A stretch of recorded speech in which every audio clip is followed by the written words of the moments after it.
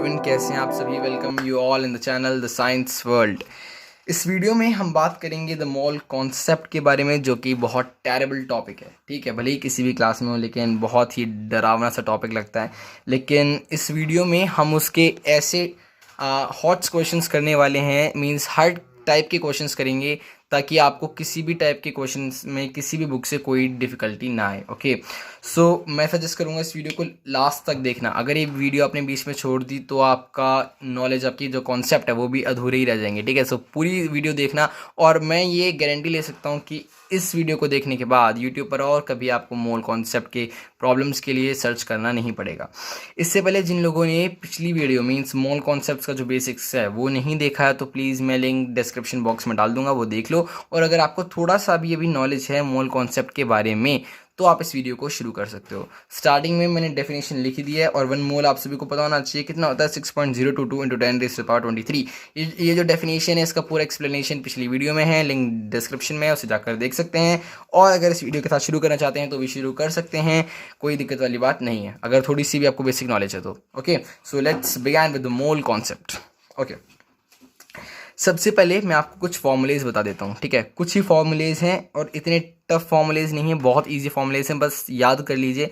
उसके बाद हम जो प्रॉब्लम्स है उस पर आने वाले हैं। ओके, तो चलिए यार, सबसे पहले हम फॉर्मूले पर आते हैं। सबसे पहले हमारा फॉर्मूला है number of moles of atoms. Means अगर हमें एटम के मोल्स निकालने हो, अगर हमें एटम्स के मोल निकालने हो तो हम क्या करते हैं। See, number of moles of atoms is equals to given mass by atomic mass. मतलब अगर मुझे निकालना है कि एटम में जो मोल्स हैं मुझे उसकी वैल्यू निकालनी है, तो मैं क्या करता हूँ कि जो मुझे मास दे रखा है ना क्वेश्चन में, वो डिवाइड कर देता हूँ उसको मैं उस एटम के एटॉमिक मास से। अब ये क्या बात हुई, एग्जांपल देखो। एग्जांपल में लिखा है कि find the number of moles in 16 gram of oxygen atom. ठीक है, ये क्वेश्चन है, यहाँ तक क्वेश्चन है। मीन्स आपको number of moles find out करने हैं, किसमें, 16 ग्राम्स में, ऑक्सीजन एटम में। तो आपको यहाँ पे दे रखा है कि कितने ग्राम में निकालना है, आपको 16 ग्राम्स में निकालना है। क्या निकालना है आपको, नंबर ऑफ मोल्स निकालना है, किसके निकालने हैं, ऑक्सीजन के निकालने हैं। तीनों चीज़ आपको गिवन है, क्या निकालना है, कितना। ठीक है, सैंपल मीन्स गिवन मास कितना है, और मीन्स एलिमेंट कौन सा है। अब इसको समझ लो, number of moles is equals to given mass. ठीक है, गिवन मास कितना है, यहाँ पर 16 ग्राम्स लिख दिया। अब नीचे क्या लिखा है, एटॉमिक मास। अब एटॉमिक मास आपको पता है ऑक्सीजन का एटॉमिक मास कितना होता है, 16 होता है। ठीक है, क्लास नाइन्थ में ही था ये तो। ठीक है, सो 16 ग्राम्स बाई 16 ग्राम्स आप कर दोगे। ठीक है, सो गिवन मास हो गया 12 ग्राम्स, एंड एटॉमिक मास हो जाएगा आपका, सॉरी, गिवन मास भी 16 ग्राम्स एंड एटॉमिक मास भी 16 ग्राम्स। सो जब आप इसको डिवाइड करो, मीन्स कैंसिल करोगे, तो आपके पास 1 मोल आंसर आ जाएगा। ठीक है, तो सिंपल सा फंडा है कि number of moles of atoms के मोल निकालने के लिए आपको जो मास गिवन है उसे डिवाइड कर दो एटॉमिक मास से, तो आपका जो नंबर ऑफ मोल्स है वो आ जाएगा, जैसे कि यहाँ पे 1 मोल आ गया है। राइट, बहुत इजी। नेक्स्ट, इसको बस याद करना है। ठीक है, कुछ इतना इसको हार्ड मत मानना, बहुत इजी फॉर्मूलेज हैं, बस इसको याद करना है आपको। Okay, next formula, number of moles of molecules. अब ये डिट्टो ये फॉर्मूला, डिट्टो यही फॉर्मूला जो आपने ऊपर देखा, इसको अलग मत मानना, वो तो मैंने आपको एग्जांपल देने के लिए लिख दिया है। डिट्टो वही फॉर्मूला, देखो कैसे, number of moles of molecules is equals to given mass by molecular mass. अब बस क्या फर्क पड़ा यार, ऊपर एटम के मोल्स निकाल रहे थे, ऊपर एटम्स के मोल निकाल रहे थे, तो इसलिए हमने करा एटॉमिक मास नीचे। अब यहाँ पे मोल्स के मॉलिक्यूल्स का मोल निकाल रहे हैं, तो हम नीचे कर दिया मॉलिक्यूलर मास, वरना फॉर्मूला सेम है, number of moles of molecules is equals to given mass by molecular mass. ठीक है, एग्जाम्पल से और क्लियर हो जाएगा। एग्जाम्पल में कि find the number of moles in 32 grams of O2। अब यहाँ पे ये समझना बहुत ज़रूरी है कि O2 में O2 is a molecule, oxygen एक एटम है, लेकिन अगर मैंने लिखा O2, इसको डाई ऑक्सीजन भी बोलते हैं, ताकि कोई कन्फ्यूजन ही ना रहे। तो जब यार O2 होता है तो जो उसका एटॉमिक मॉलिक्यूलर मास हो जाता है, तो वो होता है 32, क्योंकि 16 एक ऑक्सीजन का। अब O2 है ना, तो 16 + 16 हो जाएगा, ये हो जाएगा आपका 32। राइट, ओके, सो इसी वजह से हमने क्या करा, यहाँ पे लिख दिया जो गिवन मास है। ठीक है, गिवन मास कितना है, 32 ग्राम्स। ठीक है, 32 ग्राम्स में से आपको निकालना है, और मॉलिक्यूलर मास कितना है, ये भी 32 ग्राम्स है, सो इसको भी 32 ग्राम्स लिख दो। तो नंबर ऑफ मोल्स कितने हो गए, 32 ग्राम्स डिवाइडेड बाय 32 ग्राम्स। सो यहाँ पर भी आपका आंसर 1 मोल आ गया। ठीक है, ये तो बहुत सिंपल से क्वेश्चन है, तो सिर्फ एग्जाम्पल दे रहा हूँ मैं, ताकि आपका फॉर्मूला याद हो जाए। ठीक है, तो इन दोनों फॉर्मूलेज के साथ कोई भी दिक्कत मत मानना, दोनों फॉर्मूले सेम है। Number of moles is equals to given mass by molecular mass. अगर एटम हो तो एटॉमिक मास, और मॉलिक्यूल हो तो मॉलिक्यूलर मास। राइट, बहुत ईजी से फॉर्मूला था ये तो। नेक्स्ट आते हैं, एक और फॉर्मूला है, number of moles of gases equals to given volume by volume at STP, sorry यहाँ पे number of moles of gases equals to given volume by volume at STP. अब इसको मैं आपको बताना शुरू करूँ इससे पहले मैं आपको बताता हूँ कि गैसेस के साथ जब हम डील करते हैं तो हम मोलार यहाँ पे जो है वॉल्यूम एट एसटीपी क्यों लिखते हैं, और उसको हम क्या बोलते हैं, मोलार वॉल्यूम भी बोलते हैं, मोलार वॉल्यूम भी बोलते हैं, राइट। सो ऐसा क्यों होता है, तो पहले ये जो नॉलेज है, मीन्स ये जो बात है आपको और किसी यूट्यूब चैनल पर नहीं मिलने वाली है, जो अभी मैं आपको बताऊंगा। क्या, देखो आपको मैंने बताया कि जब हम एटम्स की बात करते हैं तो हम क्या करते हैं, गिवन मास करते हैं। गिवन मास फॉर्मूला क्या लगाते हैं, number of moles in atoms equals to given mass by atomic mass लगा देते हैं। और अगर वो एटम की जगह मॉलिक्यूल हो तो हम एटॉमिक मास की जगह मॉलिक्यूलर मास लगा देते हैं, सिंपल।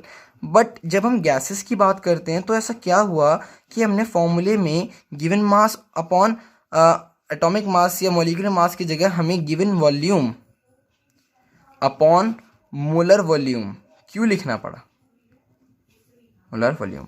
एक्चुअली गिवन वॉल्यूम तो इसलिए क्योंकि गैसेस हैं तो उनकी वॉल्यूम होती है, ये बात तो ठीक है। लेकिन एक और चीज़ है, क्या चीज़ है मैं आपको बताता हूँ। देखो जो सॉलिड्स होते हैं और जो लिक्विड्स होते हैं, जो सॉलिड्स हैं और जो लिक्विड्स हैं, उनमें होता क्या है कि टेम्परेचर और प्रेशर की का जो इफ़ेक्ट है उनके वॉल्यूम पर नहीं पड़ता, इनका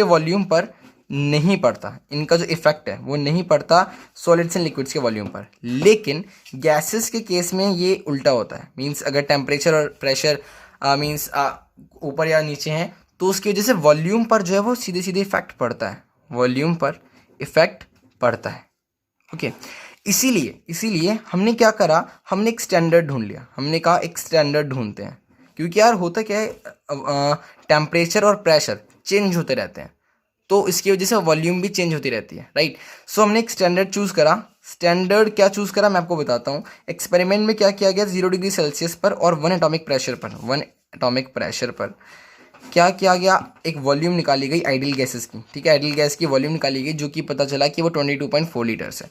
तो उसके बाद से हमने क्या करा कि जो भी हम मोलार वॉल्यूम की वैल्यू लेते हैं, मोलार वॉल्यूम वो 22.4 लीटर्स ही लेते हैं, राइट। 22.4 लीटर्स ही हम उसकी वैल्यू लेते हैं, या आप कह लो स्टैंडर्ड वॉल्यूम हम जिसको बोलते हैं, स्टैंडर्ड वॉल्यूम। वो स्टैंडर्ड वॉल्यूम क्या है, 22.4 लीटर्स है, राइट। इसीलिए 22.4 लिया जाता है। ओके, ये एसटीपी पर होता है, आपने वर्ड पढ़ा होगा एसटीपी मतलब स्टैंडर्ड टेम्परेचर एंड प्रेशर, जहाँ पर टेम्परेचर 0 डिग्री सेल्सियस लिया जाता है और प्रेशर 1 atm लिया जाता है, राइट। चलिए तो फॉर्मूले पर आ जाते हैं वापस। फॉर्मूला है number of moles of gases equals to given volume, means जितनी वॉल्यूम आपको क्वेश्चन में दी है divided by volume at STP, ठीक है। एसटीपी पर जितनी वॉल्यूम है वो हमेशा कितनी होती है, 22.4, ये कभी नहीं बदलने की। तो ये तो सवाल और भी आसान हो जाते हैं इसके, जैसे कि मैंने आपसे कहा कि find the moles of 11.2 litres of oxygen, find the moles of 11.2 litres of oxygen at STP, find the moles, ठीक है। 11.2 लीटर्स आपको गिवन है, मींस जो ऑक्सीजन है वो 11.2 लीटर्स में है, राइट। ओके, और एसटीपी पर मतलब 22.4 लीटर्स आपको लेनी है मोलर वॉल्यूम, ठीक है। मैक्सिमम ऑफ द क्वेश्चंस में आपको एसटीपी पर ही निकालना पड़ेगा, और कुछ क्वेश्चंस में एनटीपी भी आपको दे देगा, तो घबराना नहीं है। एनटीपी मतलब नॉर्मल टेम्परेचर एंड प्रेशर, दोनों एक ही चीज़ है, ठीक है। दोनों में ही जो आप वॉल्यूम एट एसटीपी लोगे ना वो 22.4 ही रहेगा। ओके, सो क्या करना है, number of moles equals to given volume, given volume कितनी है क्वेश्चन में, 11.2, correct. Then volume at STP, so 22.4 कर दो, ठीक है। आपको भी बता दिया कि 22.4 कहाँ से आया, और बस इसको डिवाइड कर दो तो ये 1/2 आ जाएगा। 1/2 equals to 0.5 moles, and that is it. Okay, चलिए आगे बढ़ते हैं। अब ये देखो ये 3 जो मैंने अभी आपको बताए, ठीक है, ऊपर वाले 3 ये तो बहुत इंपॉर्टेंट फार्मूलाज हैं, लेकिन ये 2 कुछ मतलब सप्लीमेंट्री फार्मूलाज टाइप हैं, इनको भी याद कर लो और बाकी सारे टाइप के क्वेश्चन आपके हो जाएंगे। तो क्या फार्मूलाज हैं इन्हें भी एक बार देख लेते हैं।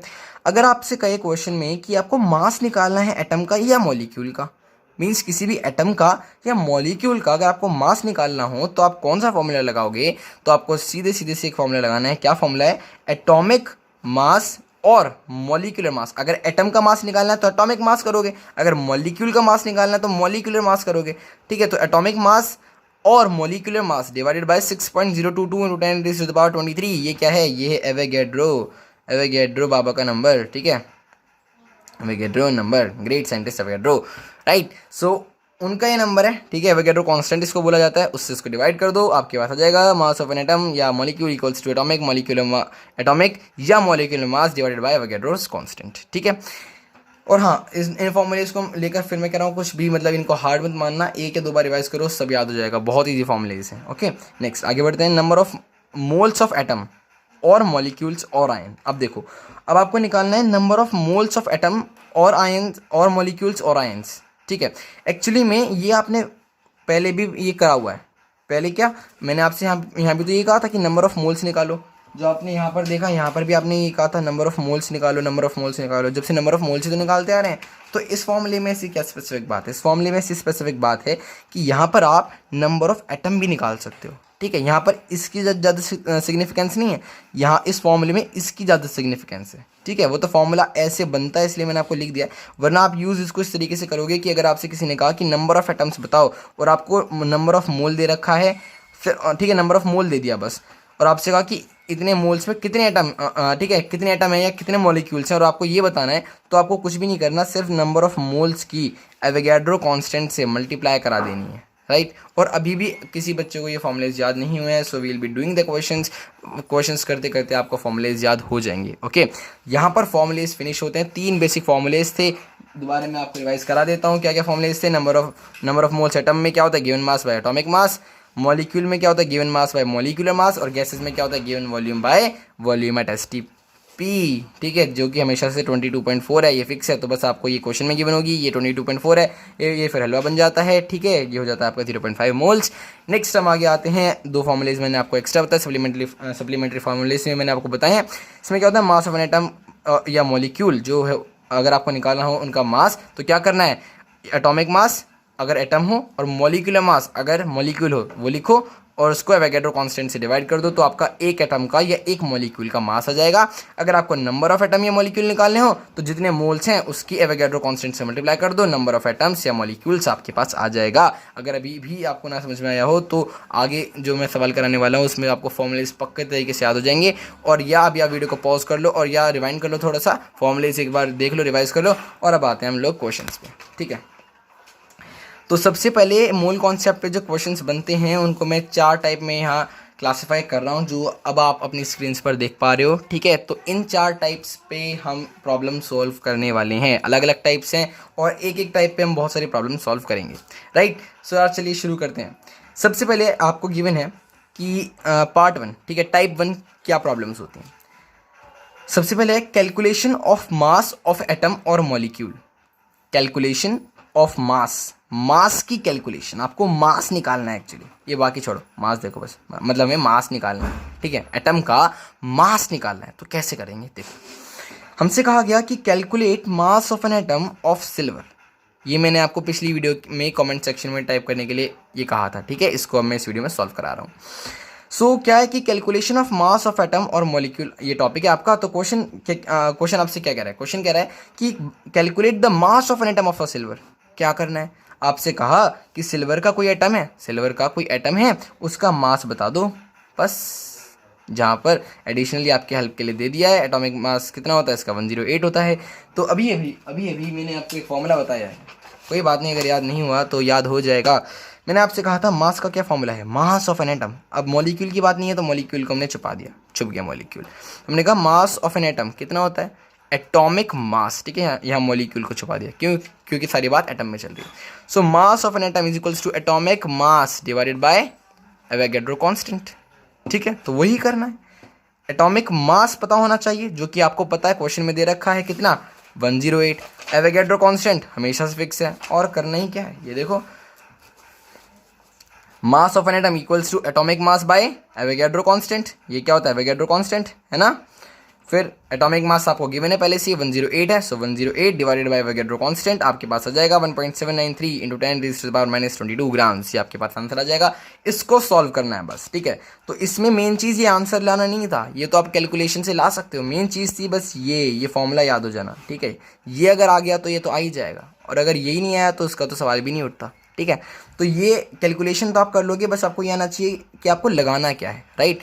नेक्स्ट पर आते हैं, calculate mass of one molecule of N2। अब इसको मैं आपके साथ करता हूँ कैसे, देखो calculate the mass of one molecule of N2, same वही क्वेश्चन जो ऊपर है, ठीक है। इसलिए मैं एक एक क्वेश्चन के आपको बहुत सारे टाइप कराऊंगा ताकि वीडियो देखते देखते आपको सब याद हो जाए, ठीक है।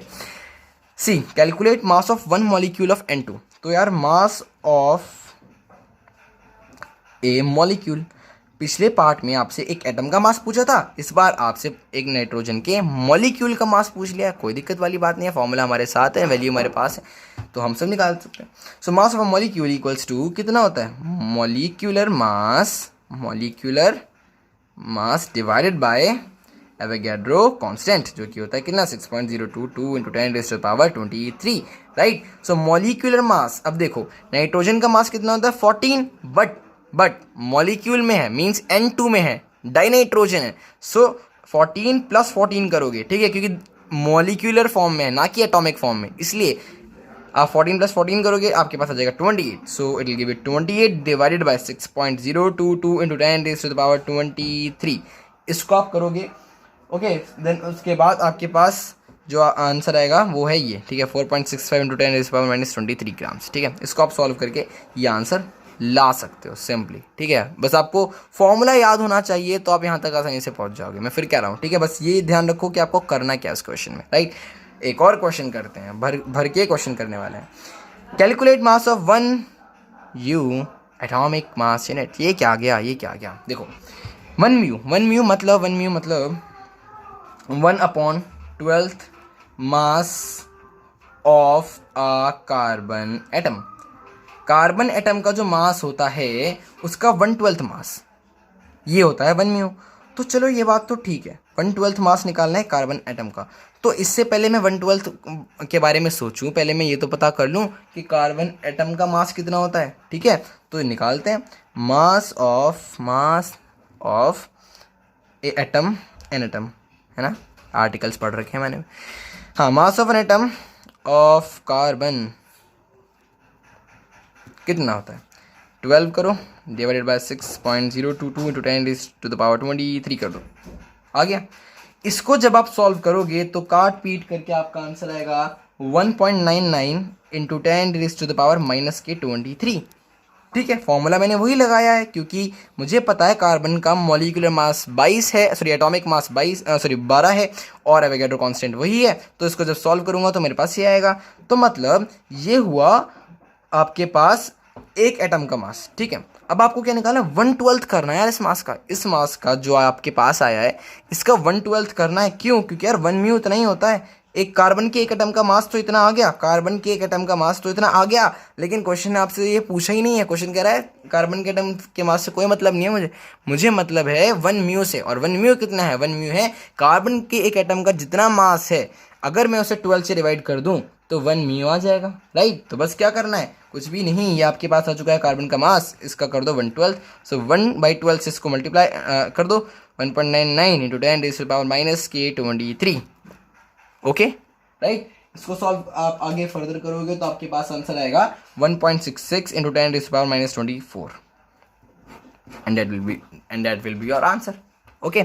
इसको मैं भी डायरेक्टली, अगर आप ये सोच रहे हो कि मैं आपको पूरा सॉल्व करके क्यों नहीं दिखा रहा, क्योंकि यार अगर मैं सॉल्व करने बैठूंगा तो कैलकुलेशंस थोड़ी लेंदी हो जाएंगी, ठीक है, इससे आपका टाइम ही वेस्ट होगा, ठीक है। कैलकुलेशंस आप अपने आप कर सकते हो, मेरा काम है यहाँ पे आपको बताना कि आपको क्वेश्चंस किस तरीके से करने हैं, राइट। चलिए ये पार्ट भी हो चुका है, नेक्स्ट आते हैं हम इस वाले क्वेश्चन पर, राइट। क्वेश्चन में आपसे कहा है calculate the mass of 100 molecules of sucrose, ठीक है, शुगर का ही मतलब एक कंपाउंड एक तरीके से, ठीक है, चीनी, ग्लूकोज का, सॉरी, आपने पढ़ा होगा ना C6H12O6, है ना, C6H12O6 ये ग्लूकोज है, बट ये सुक्रोज होता है, C12H22O11, ठीक है। बाय द वे अभी हमें कोई मतलब नहीं है सुक्रोज हो कुछ भी हो, ठीक है, हमें मतलब है इसके फॉर्मूले से। तो हमसे दोबारा कह दिया मास निकालो, अरे कितने मास निकलवाएंगे, चलो देखते हैं। Calculate mass of 100 molecules of sucrose, 100 molecules का मास निकलवाया इस बार, ये देखो कोई दिक्कत नहीं है, बस एक। अब मुझे क्या करना है, फंडामेंटल कॉन्सेप्ट क्या कहता है, फंडामेंटल कॉन्सेप्ट ये कहता है कि एक मॉलिक्यूल का मास निकाल ले, उससे, ठीक है, जो मास आए उसके 100 से मल्टीप्लाई कर दे, वही 100 मॉलिक्यूल्स का मास होगा। और उस एक मॉलिक्यूल का मास मैं कैसे निकाल सकता हूँ, अपने उस बढ़िया वाले फॉर्मूले से। फॉर्मूला क्या है, mass of a molecule, mass of a molecule equals to, हाँ तो यहाँ पे आपको क्या चाहिए, मॉलिक्यूलर मास। तो क्या करोगे, C12 है, ठीक है, और कार्बन का मास कितना होता है 12, ठीक है 12, और ये भी 12 है, तो 12 इंटू 12 करोगे तो आपके पास आएगा 144, राइट 144 आ गया। ओके चलिए, फिर आप H22 करोगे, हाइड्रोजन का मास 1 और 22 है, सो 22 ही आ जाएगा डायरेक्टली, ठीक है चलिए। नेक्स्ट O11, ऑक्सीजन का मास है 16 और 11 टाइम्स है, तो 16 इंटू 11 करो, 16 इंटू 11 करते हैं, एक second, 16 into, wait a minute steps, 16 into 11 करते हैं, तो 16 16 6 7, ओके 16 इंटू 11 हम लोग करते हैं, सो 16 आगे 7 176, right, so we have got 176 over there.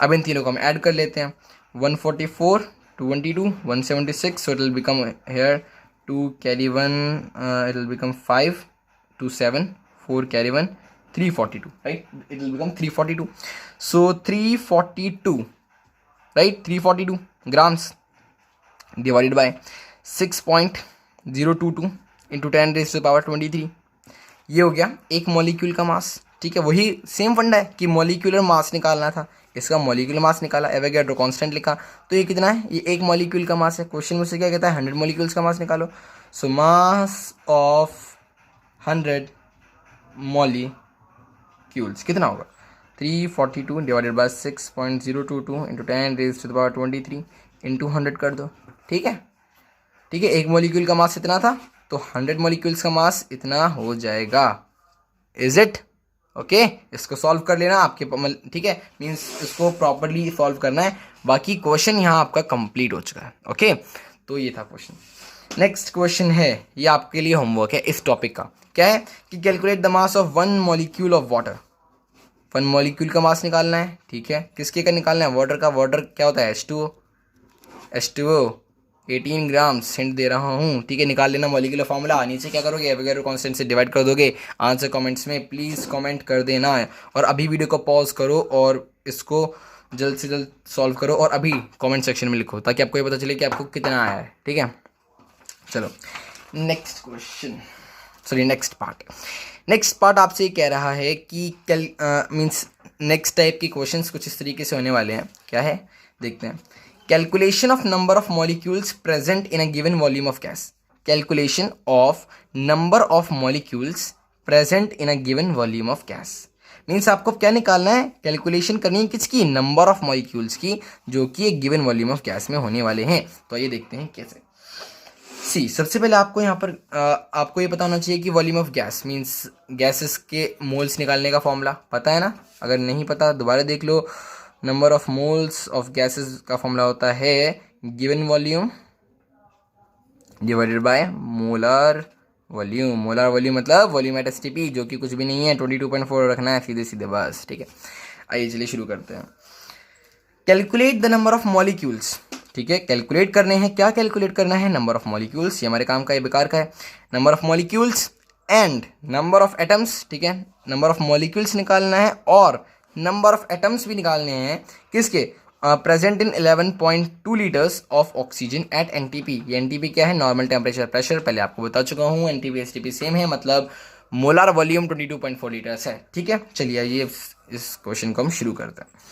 इसका क्या सोल्यूशन होगा, तो आपको पता है क्या कि number of moles of gases कह लो, स्पेसिफिकली कहना चाह रहे हैं आप, तो ठीक है।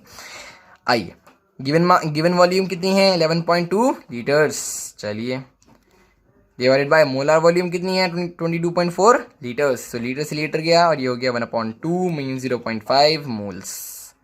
लेकिन क्वेश्चन यहीं खत्म नहीं होता, क्वेश्चन ने तो आपसे पूछा ही नहीं मोल्स, क्वेश्चन ने आपसे पूछा है कि calculate the number of molecules and number of atoms present in 11.2 litres of oxygen at NTP. So अब आप क्या करेंगे, ये आपके पास इतने मॉलिक्यूल्स आ गए ना। चलिए अब आपको क्या निकालना है, इससे आपको निकालना है नंबर ऑफ मॉलिक्यूल्स। तो क्या करना है, कुछ भी नहीं, सो नंबर ऑफ मॉलिक्यूल्स, तो जितने भी मोल आए ना उसकी एवोगैड्रो नंबर से मल्टीप्लाई कर दो, 0.5 into 6.022 into 10 raise to the power 23, 0.5 into 6.022 into 10⁻23 multiply कर दो, जो आपका आंसर आएगा वो हो जाएगा। ओके, अप्रॉक्स 3.01 कुछ इस तरीके से आंसर आने वाला है आपका, ठीक है, अप्रॉक्स बता रहा हूँ। और अब आपको कहा है कि नंबर ऑफ एटम्स निकालने हैं, नंबर ऑफ एटम्स निकालने हैं आपको, right. So number of atoms कितने होंगे आपके, सोचा है, देखो नंबर ऑफ एटम्स होंगे 0.5 तो मोल्स है। अब यार एटम है तो 2 से मल्टीप्लाई होगी, क्योंकि ऑक्सीजन है ना, मॉलिक्यूल तो इतना हो गया, लेकिन एटम मीन्स 2 को मिला के बनाया, तो 2 इंटू कर देंगे, और अब क्या नंबर से मल्टीप्लाई कर देंगे, आपके पास 6.02 इंटू 10⁻23 इतना आपके पास आंसर आ जाएगा। ओके, चलिए यहाँ पर ये क्वेश्चन भी खत्म होता है, इसका भी सेकंड पार्ट देखते हैं। ओके, इन क्वेश्चंस को साथ साथ करते रहो, इस वीडियो में ही आपको इतना क्लियर हो जाएगा कि आपको और कोई वीडियो देखने की ज़रूरत नहीं होगी। चलिए आगे बढ़ते हैं। The mass of 94.5 millilitres of gas, the mass of 94.5 millilitres, या ये काम की चीज़, the mass of 94.5 millilitres of gas at STP, STP मतलब स्टैंडर्ड टेम्परेचर प्रेशर, मतलब molar volume 22.4 litres, is found to be this, calculate its molecular mass. अभी थोड़ा इस क्वेश्चन के 2 पार्ट होने वाले हैं। क्या आपसे पहले कह दिया कि एक मतलब गैस है, उसकी इतनी वॉल्यूम है एसटीपी पर, ठीक है, उसका जो मास है वो इतना है, तो आपको उसका मॉलिक्यूलर मास निकालना है, ठीक है। तो आप देखो, पहले मैं ये सब भूल जाता हूँ, मेरे पास क्या है, मेरे पास है वॉल्यूम गैस की, मेरे पास है वो एसटीपी पर है, तो मैं सबसे पहले निकालूंगा नंबर ऑफ मोल्स, समझ रहे हो, नंबर ऑफ मोल्स निकालूंगा। चलो मैंने कहा नंबर ऑफ मोल्स, कितना फॉर्मूला, क्या फॉर्मूला होता है, क्या होता है formula, given mass sorry given volume, so 94.5 है, अपॉन मोलार वॉल्यूम जो कि 22.4 है, यही फॉर्मूला होता है ना, यही फॉर्मूला होता है ना, राइट। सो ये आपके पास आ चुका है, तो नंबर ऑफ मोल्स इतने हो गए, इसको एज इट इज छोड़ दिया। अब यार यहाँ पे आपको क्या दे रखा है कि इतने ग्राम है, कोई भी वो मतलब गैस है, तो अगर वो गैस इतनी ग्राम ली गई तो उसके आपको मॉलिक्यूलर मास बताना है। तो मुझे ये भी पता है कि नंबर ऑफ मोल्स बराबर गिवन मास होता है, given mass bye molar mass, समझ रहे हो। सो गिवन मास क्या होता है, गिवन मास है आपके पास यहाँ पर 0.02231 divided by molar mass. Molar mass कहाँ है, मोलार मास कहाँ गया, है ही नहीं, या इसको देखो मोलार मास क्या होता है, मॉलिक्यूलर मास ही तो होता है एक्चुअली, ये समझ लेना अगर किसी को कन्फ्यूजन है।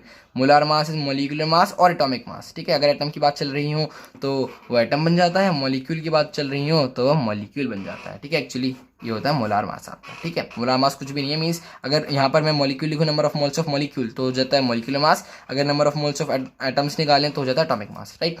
सो वो आपको यहाँ पर गिवन नहीं है, और एक्चुअली ज़रा आँख खोल कर देखें तो हमें क्वेश्चन में यही पता लगाने के लिए कहा है, ठीक है, तो मॉलिक्यूलर मास पता लगाना है, चलिए पता लगाएंगे। सो अब यार यहाँ पर मैं निकाल तो लेता अगर मेरे पास यहाँ कुछ होता तो, ठीक है, नंबर ऑफ मोल्स होता तो, लेकिन यार मुझे क्वेश्चन में तो नंबर ऑफ मोल्स ये ही नहीं है। लेकिन मैंने अपने एफर्ट से इतना वो काम करा है कि मैंने ऊपर ही निकाल लिया ना नंबर ऑफ मोल्स कितना है, और गैस सेम है, तो जितने नंबर ऑफ मोल्स ये हैं ये इसके बराबर ही तो होगा, तो बस क्या करना है, इसको इसके साथ इक्वेट कर दो, 94.5 divided by 22.4 equals to 0.2231 divided by molecular mass, molecular mass is it, right. अब ये यहाँ चला जाएगा, मॉलिक्यूलर मास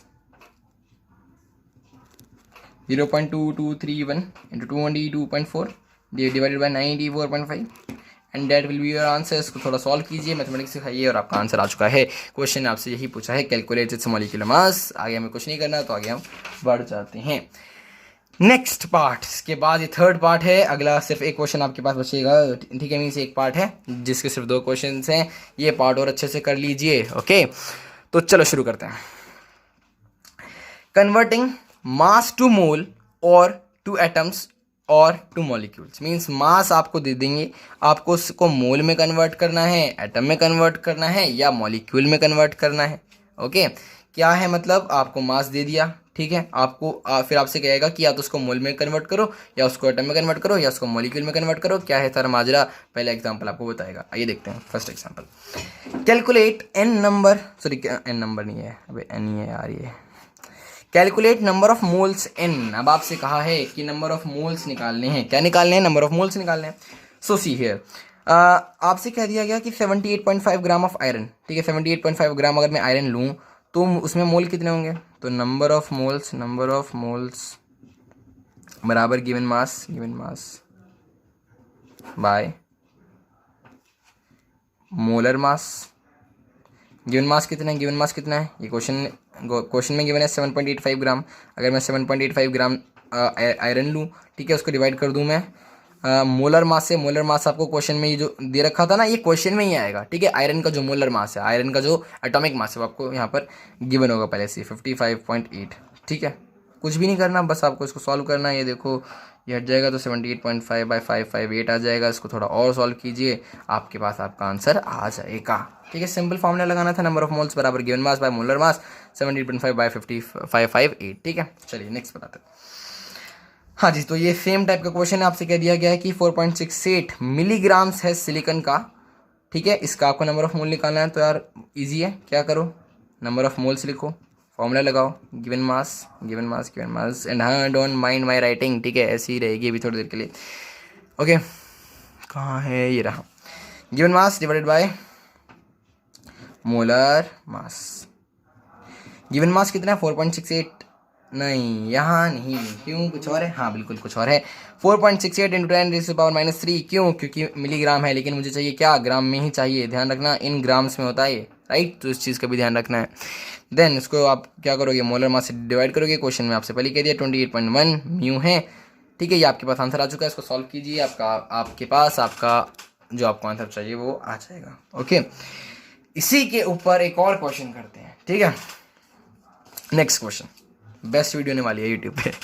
आइए नेक्स्ट क्वेश्चन है, calculate the number of molecules in a drop of water weighing 0.05 grams. आपको बताना है कि नंबर ऑफ मॉलिक्यूल्स कितने हैं एक पानी की बूंद में जिसका वजन इतना है। पानी की एक बूंद है जिसका वजन 0.05 ग्राम्स है, उसमें कितने मॉलिक्यूल होंगे। हाइड्रोजन का मास 1, ऑक्सीजन का मास 16, देखते हैं। तो नंबर ऑफ मॉलिक्यूल्स निकालना है, तो सबसे पहले हम क्या करेंगे, नंबर ऑफ मोल निकाल लेते हैं, ठीक है। नंबर ऑफ मोल निकाल लेते हैं, जब भी हम नंबर ऑफ मॉलिक्यूल निकाल पाएंगे तो नंबर ऑफ मोल बराबर गिवन मास कितना है 0.05। अब तक तो आपको फॉर्मूला याद हो जाना चाहिए, ठीक है। Given mass divided by molar mass, ठीक है। H2O होता है, H2O हाइड्रोजन के 2 एटम है, सो 2 × 1 2 प्लस ऑक्सीजन का एक एटम है तो plus 16 equals to 18 grams, right. So ये भी ग्राम्स में और ये भी ग्राम्स में, ठीक है। इसको कैंसिल करो। सो 0.05/18 आपके पास आंसर आ जाएगा, 0.05/18, क्लियर। तो जब ये आपका आंसर आ जाएगा, ये आपके हो गए मोल्स। अब आपको निकालने हैं molecules. So number of molecules, तो जब भी मॉलिक्यूल निकालने हो और आपके पास मोल गिवन हो तो क्या करना है, बस एवोगैड्रो कांस्टेंट से मल्टीप्लाई कर देना है। सो क्या करोगे, 0.05/18 × 6.022 × 10⁻23 and that is it, right. Okay, चलिए। हाँ, अब देखो ये भी बहुत इंपॉर्टेंट क्वेश्चन है और मैं ये कहूँगा कि ये ही बहुत ज़्यादा इंपॉर्टेंट क्वेश्चन है, ठीक है। इसको कैसे करते हैं, इसको सीख लो अच्छे से, उसके ओवर। ओके, देन देखते हैं इस क्वेश्चन को। Calculate the number of atoms of each type in 5.3 grams of Na2CO3, ठीक है। देखो, calculate the number of atoms of each type in 5.3 grams of Na2CO3। अब क्या करना है, आपको Na2CO3 दे दिया, ठीक है, इतने ग्राम दे दिया। तो सबसे पहले मॉलिक्यूलर मास निकाल लो इसका, मॉलिक्यूलर मास निकाल लो इसका, कितना होता है Na2 मतलब देखो, सोडियम होता है 23 की 2 में मल्टीप्लाई करो 46 हो जाएगा। कार्बन 12, ऑक्सीजन 48, सो 8 2 10 6 16 कैरी 1 4 + 1 5 6 और 4 10 106, ठीक है। सो 106 हो जाएगा, 106 ग्राम इसका हो गया मॉलिक्यूलर मास। तो मोल निकालो, नंबर ऑफ मोल बराबर गिवन मास मोलर मास, हो गया, सही है। तो ये आ गया आपके पास मोल्स। आपको अब निकालना क्या है, नंबर ऑफ एटम निकालने हैं हर एक टाइप के। मीन्स सोडियम के कितने एटम होंगे, है ना। ऐसे कार्बन के कितने होंगे और ऑक्सीजन के कितने होंगे। तो कुछ भी नहीं करना है, इसको जल्दी से देख लो। मोल आपके पास आ चुके हैं। तो मैंने जब बात करी सोडियम के एटम निकालने की, तो यार देखो Na2CO3 के फॉर्मूले में कितने सोडियम है, दो सोडियम है, ठीक है। सो लिखो 2 × एवोगैड्रो नंबर से मल्टीप्लाई कर दो 6.022 × 10⁻23 और जितने मोल्स हैं, मोल्स कितने आए इतने 5.3। ये इसको आप सॉल्व करोगे तो 0.05 आ जाएगा, ठीक है।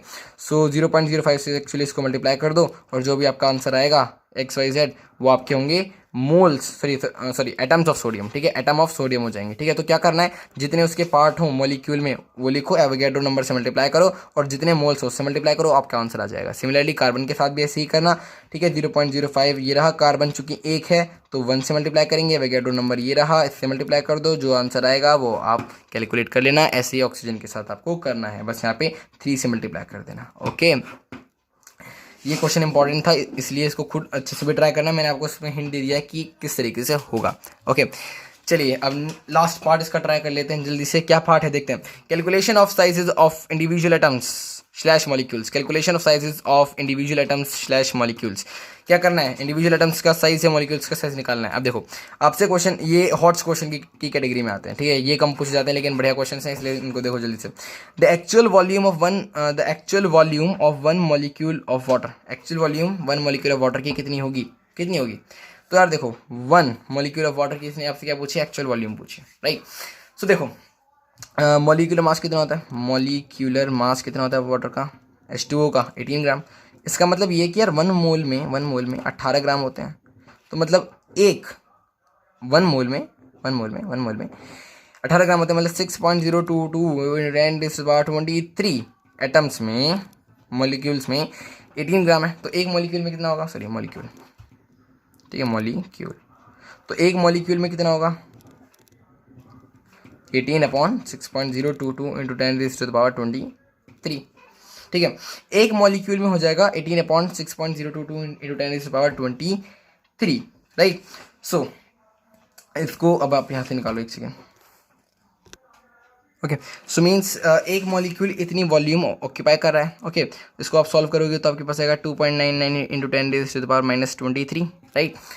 मीन्स एक मॉलिक्यूल इतनी वॉल्यूम को ऑक्यूपाई कर रहा है। ओके, बस अब नेक्स्ट पार्ट इसका ये कहता है कि the radius of water molecule assuming to be spherical, the radius of water molecule assuming it to be spherical. तो कुछ भी नहीं करना यार, अगर स्फेरिकल आपने मानी है तो वॉल्यूम आपके पास पहले से ही मैंने आपको रेडियस निकालनी है।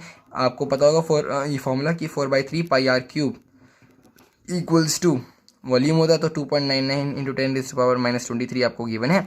तो r³ की वैल्यू आप यहाँ से निकाल सकते हो, 2.99 इंटू 10⁻⁻23 इंटू 3/4 इंटू पाई कर दो, r³ की वैल्यू आ जाएगी। इसको सॉल्व कीजिए और आपका आंसर आ जाएगा। So that's it for this video, hope you have like the video, ठीक है। जितने भी सवाल मैंने आपको कराए हैं उनको दोबारा प्रैक्टिस करना। आई होप कि आपने इन क्वेश्चंस को साथ के साथ करा होगा, ओके, और कमेंट डाउन भी कर दिया होगा। और अगर आप यहाँ तक पहुँच चुके हो तो आई होप आपने बहुत कुछ नया सीख लिया होगा। और यार ऐसे ही कंटेंट चाहते हो तो प्लीज़ सब्सक्राइब कर दो। और अगर आप अब भी सब्सक्राइब करके नहीं गए तो यार please, it will be a great crime. तो ये क्राइम मत करना, ये गुनाह मत करना। सब्सक्राइब करके जाना, लाइक करके जाना, कमेंट करके जाना। That's it for this video, bye bye.